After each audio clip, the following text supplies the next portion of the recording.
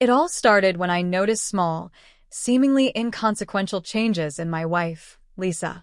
She started dressing differently, putting an extra effort on days she wasn't working late. At least, that's what she told me. Her phone, once carelessly tossed onto the coffee table, became an inseparable part of her. I chalked it up to her wanting privacy, or maybe just needing some time for herself. But deep down, something felt off. Then came the receipts. While sorting through the bills, I found a transaction for a car dealership. It wasn't ours, and we certainly hadn't talked about buying a new car. I brushed it off, thinking maybe it was for a friend or a work-related errand.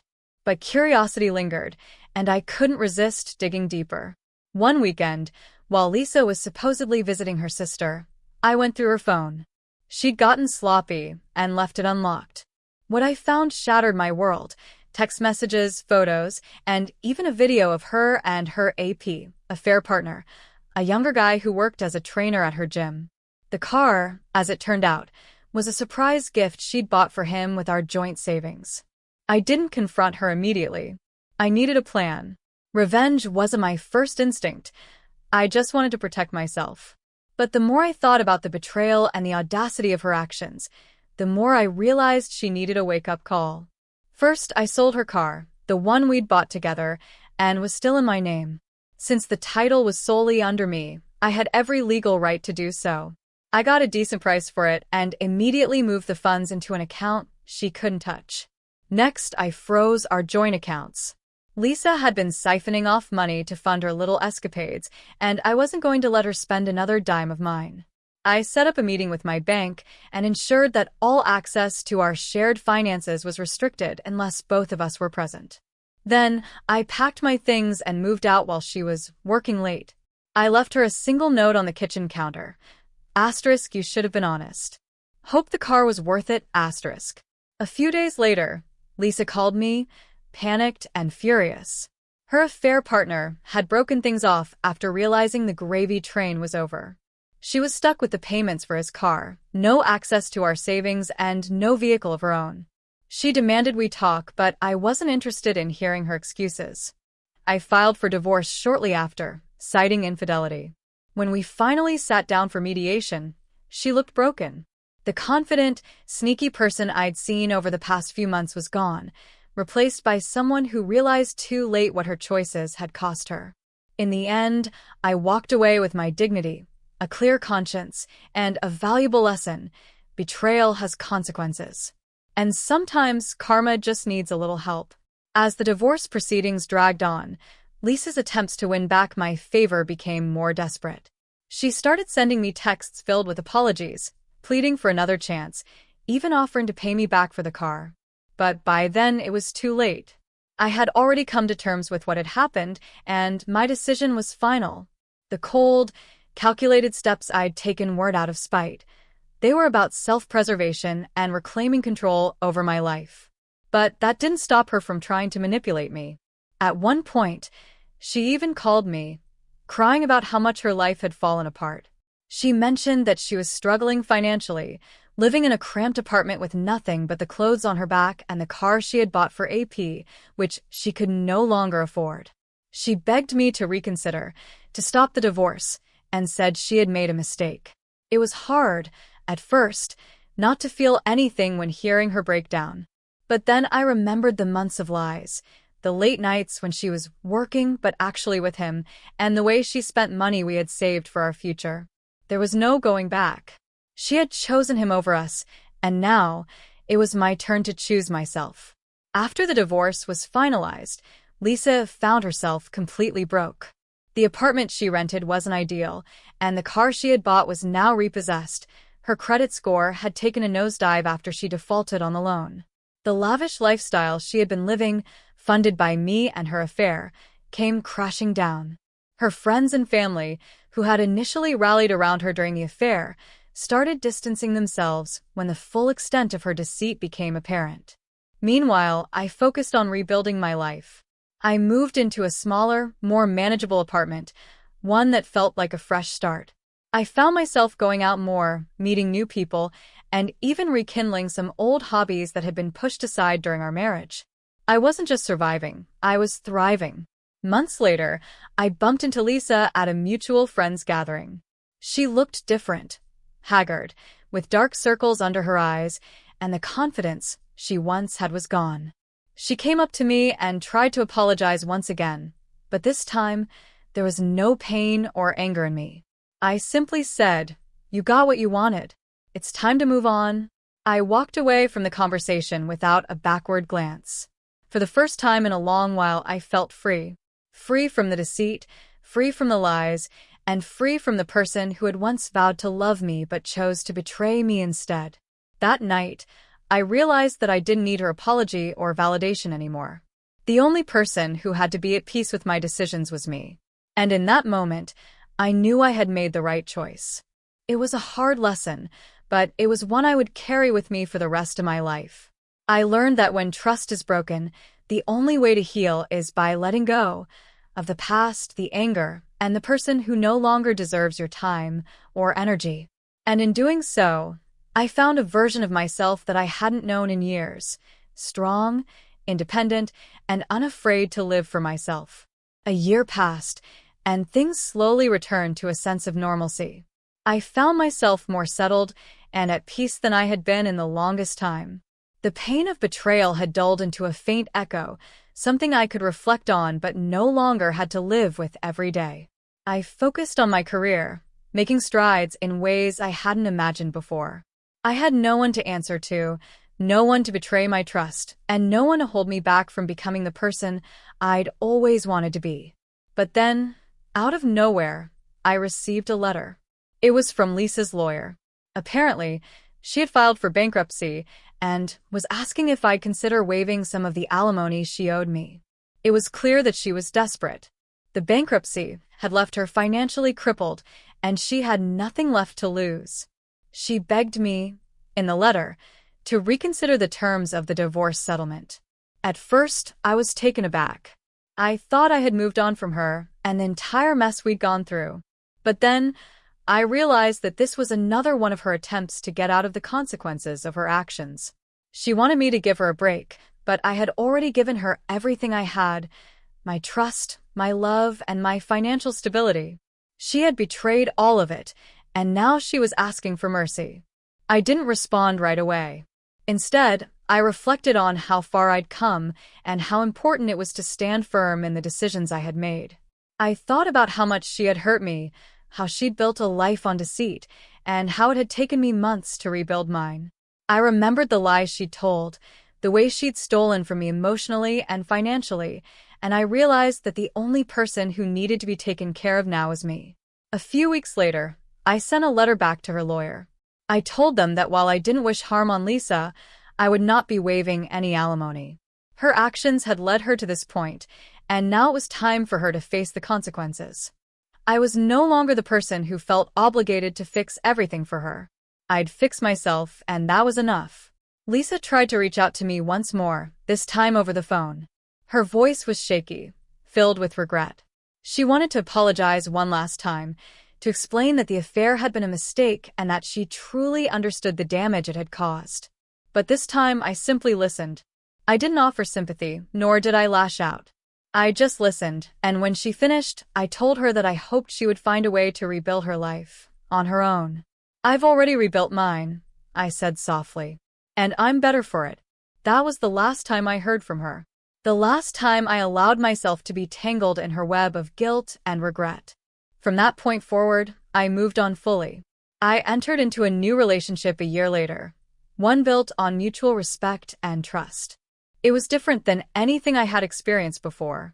It wasn't rushed or born out of desperation. It was with someone who understood me, and I understood them, without the baggage of the past weighing us down. Lisa, on the other hand, never seemed to recover fully. The affair partner she had once given everything for eventually walked away for good. With no friends left to support her and family members who couldn't bear to watch her self-destruct, she spent most of her time alone. I heard rumors here and there about her trying to pick up the pieces of her life, but she was always struggling, never quite making it back to where she had been. In the end, I realized something crucial. We are the sum of our choices. Lisa had chosen a path of betrayal, And while I had tried to work through it, I had learned that some things can never be repaired. You can't build something new on a foundation of lies. And by walking away, I had freed myself from the weight of that truth. I no longer wished her ill. I simply wanted to be happy, and I had learned that happiness had to come from within. As the years went on, I continued to grow stronger, both emotionally and financially. The scars of my past began to fade, and I found myself living a life I had once only dreamed of, a life free from the emotional chaos that had defined my marriage to Lisa. I was content, and though the echoes of that betrayal would always be a part of me, I had learned how to use those experiences as stepping stones, not as weights holding me back. I moved on with a renewed sense of purpose. My career flourished, and my new relationship grew deeper, more meaningful. I discovered a love that wasn't born from insecurity or desperation, but from mutual trust, respect, and shared values. It was the kind of relationship I had always wanted, but never had the chance to experience until I was free from the damage of my past. One day, out of the blue, I ran into Lisa again. It was at a mutual friend's wedding. She was standing at the bar, nursing a drink, looking older and more worn than I remembered. Her once vibrant energy was now a shadow of what it had been. She was alone, no longer surrounded by the excitement of the life she had once led, the one she had thought would last forever. It hit me in that moment just how far apart we had truly grown.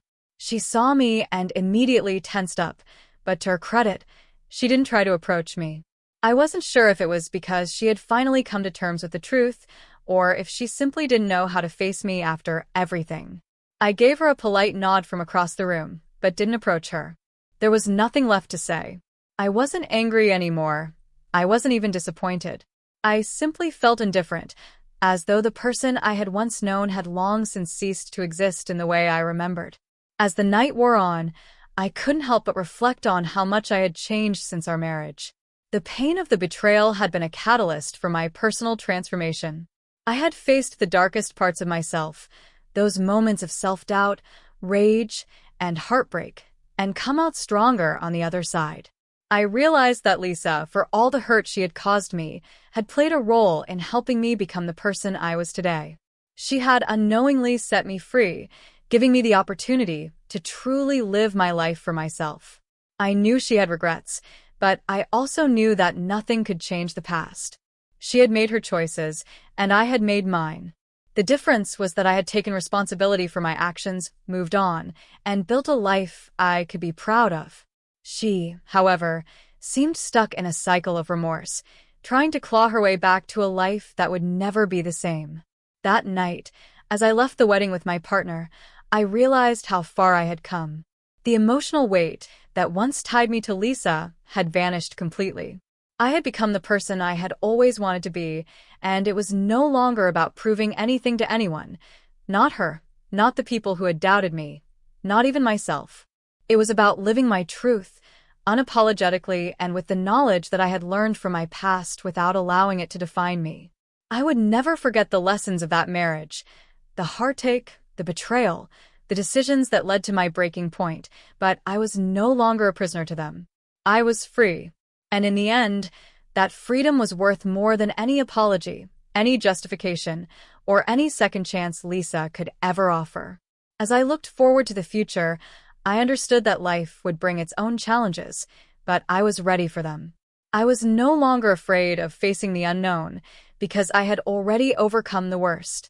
A few months after that wedding encounter with Lisa, life continued to unfold in ways I hadn't expected. I was fully immersed in my new life, building on the foundation I had carefully constructed after the divorce. There were still moments of reflection, brief times when memories of Lisa would resurface, but they were becoming increasingly distant, like faded echoes of a life that no longer belonged to me. But something unexpected happened. I received a call from an old friend of mine, someone I hadn't spoken to in years. It was John, one of the few people who had known both Lisa and me during our marriage. He had been a close friend of mine back then, and though we lost touch after I separated from Lisa, we had shared a lot of good memories. John explained that Lisa had reached out to him for help. She had lost her job, her financial situation was dire, and her emotional state had deteriorated to a point where she was seeking guidance from those she thought she could count on. John was reluctant, but he wanted to give me a heads up. He felt that, in some way, Lisa might have been trying to find a way to make amends or perhaps, in her own way, needed closure. He asked if I would consider speaking with her. At first, I didn't know how to react. The idea of reconnecting with Lisa seemed foreign, almost unnatural. After all, what would be the point? She had betrayed me in ways I could never fully forgive, and I had already walked away from that chapter of my life. I had nothing left to offer her in terms of sympathy or support.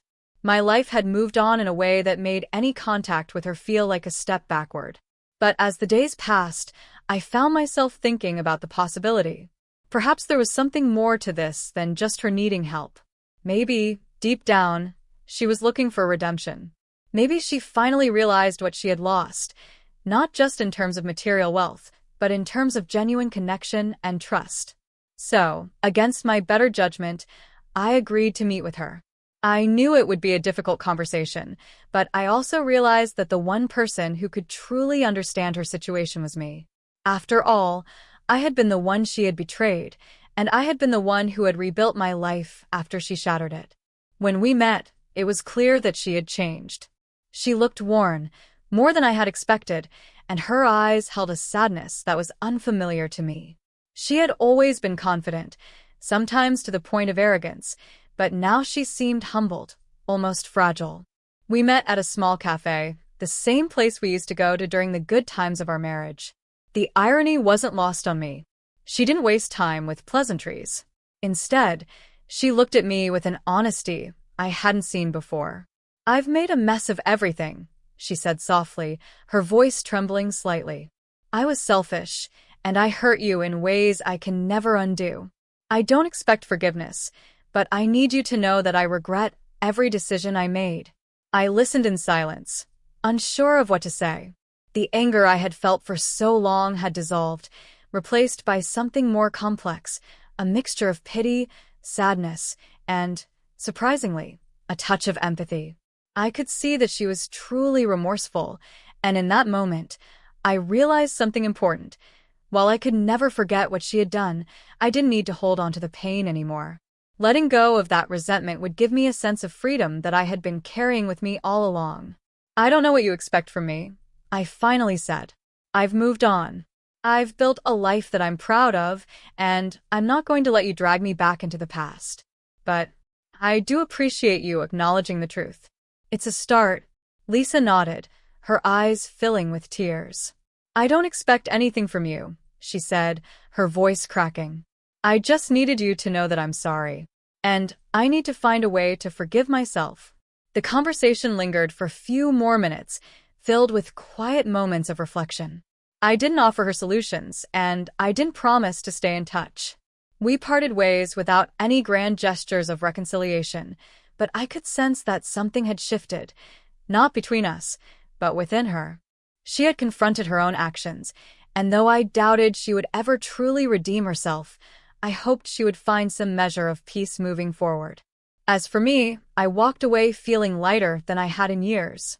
I realized that I had already forgiven her in my own way, not for her sake, but for mine. Holding on to that anger and resentment would only keep me tethered to the past, to a version of myself I no longer recognized. I had made peace with who I was now, a person who had learned from the past, but wasn't defined by it. The rest of the year passed without any further contact from Lisa. I heard through mutual friends that she had slowly started to rebuild her life. She was working a modest job, living more simply, and from what I gathered, had started going to therapy. I hoped she found the healing she needed, though it wasn't something I could offer her. My role in her life had ended the moment she chose to betray me. Now I had my own life to live, one filled with love, opportunity, and most importantly, peace.